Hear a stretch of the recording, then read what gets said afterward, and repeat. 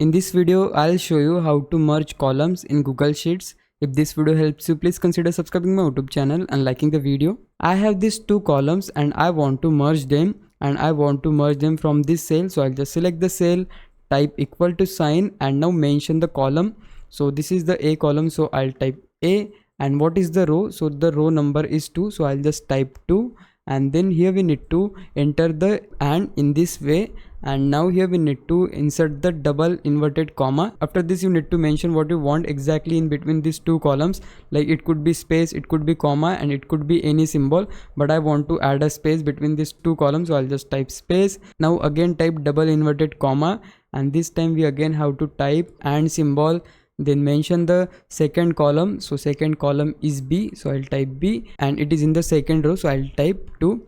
Once you do that, hit enter, and yeah, there you go, our columns are now combined. And to apply this formula to all of your rows, we just need to select the cell where we have put it the formula, then go to this circle shape and hold your left click and drag it till the last row, just like this. And yeah, you can see the formula is now applied to all of your rows.